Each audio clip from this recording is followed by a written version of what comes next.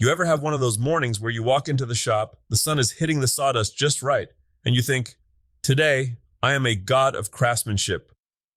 And then you realize you left your wood glue uncapped overnight?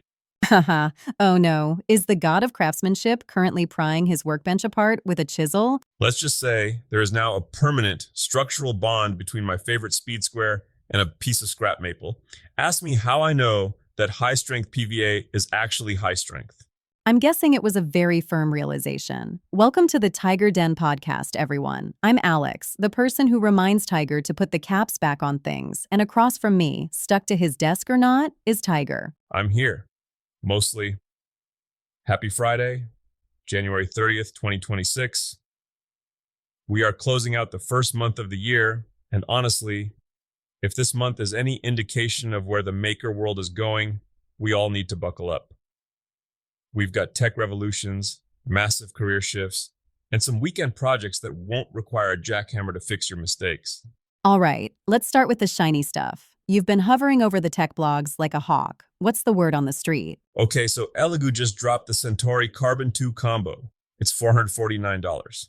Now, hold on before you say that's more than the last one. Here's the thing nobody tells you about 3D printing. The most annoying part isn't the printing, it's the babysitting. Wait, hold on. $449 for a hobbyist machine? What am I getting for that extra $100 besides a lighter wallet? You're getting a 4-filament AMS, automatic material system. This is the multicolor revolution, Alex. In the old days, 2 years ago, if you wanted a sign with red letters and a black base, you had to stand there like a concierge waiting for the machine to beep so you could swap the plastic manually. And I'm guessing you've missed that beep a few times. I once spent 6 hours waiting for a color change, fell asleep in the shop chair, and woke up to a completed print that was just one solid color because I wasn't there to shake hands with the machine. This new Centauri does it automatically.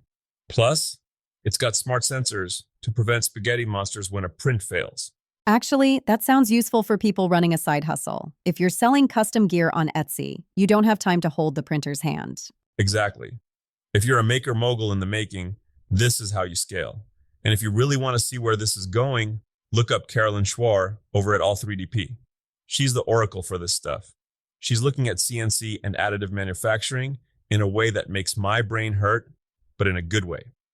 We'll put her info in the show notes so we can all share the headache. But speaking of scaling up, we need to talk about the big trade push. I saw a headline about $43 million. It's staggering. There's a $43 million grant pool hitting the trades right now with a goal of getting 50,000 new people into the workforce. But here's the interesting pivot. It's not just swinging a hammer anymore. Right, because everyone thinks trade career, and they picture someone under a sink with a pipe wrench, which is a great job, don't get me wrong, but 2026 feels different? It is. The smart money right now? Data centers.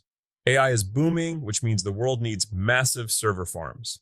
Those things are basically giant heat-producing boxes. So we need people who can keep them cool and keep the lights on. Exactly. The demand for HVAC technicians and electricians who specialize in smart infrastructure is through the roof. If you're an apprentice or thinking of a career pivot, get a data center infrastructure certification. The pay scale compared to residential labor, it's like comparing a moped to a heavy-duty pickup.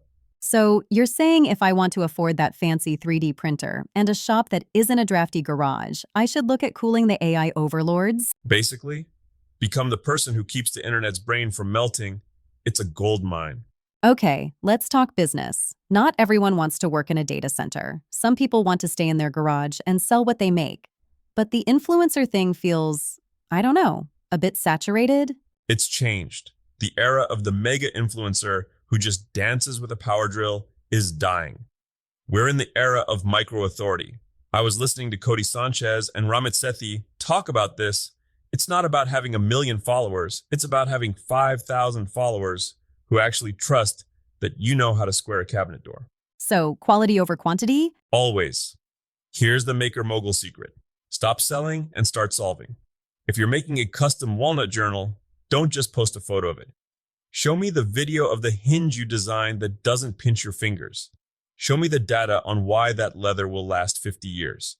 I see. It's about being a professional, not just a content creator. Precisely. Brands don't want likes anymore. They want technical expertise. And for the love of all things holy, diversify your platforms. Don't build your whole business house on one social media app. If that app disappears tomorrow, you don't want your livelihood going with it. All right, it's the weekend. Give the people something to do. What's on the Tiger tutorial list for this Saturday? First off, I've been eyeing the DeWalt 2026 showcase. They're doing job site connectivity now, tools that literally text your phone to say, "Hey Tiger, my brushes are wearing out, maybe stop abusing me." Haha, I need a tool that tells you when you've forgotten to put the cap on the glue. Hard pass. I don't need my drill judging my life choices. But for a real project, focus on the finish. See, this is where you always get me. Everyone wants to build the table, nobody wants to sand it. Here's the thing. Nobody tells you. The difference between a DIY project and a pro project is about 2 hours of sanding and a bit of grain filler. If you're in the shop this weekend, don't rush to the stain. Spend time with the grits. Go 80, 120, 150, 180. Feel the wood. If it doesn't feel like a polished stone before the finish hits it, you're not done. And what about that pile of logs in the backyard? I know you hate seeing wood go to waste. Pro tip for free lumber. If you had a tree come down this winter, don't burn it. It's green wood. Get some end grain sealer or even old latex paint in a pinch and slather it on the ends of those logs. Why the ends? Because wood dries from the ends out. If it dries too fast, it cracks, and then you've got expensive firewood. If you seal the ends, the moisture has to leave slowly through the sides. In a year or two, you'll have high-end bowl blanks and furniture wood that you got for the price of a little physical labor. It's like a savings account that grows in your yard. A wood savings account. I like that. Though knowing you, you'll forget which pile is yours and try to bake bread on it. Hey, I only did that once. And the bread had a very earthy oak undertone. Haha.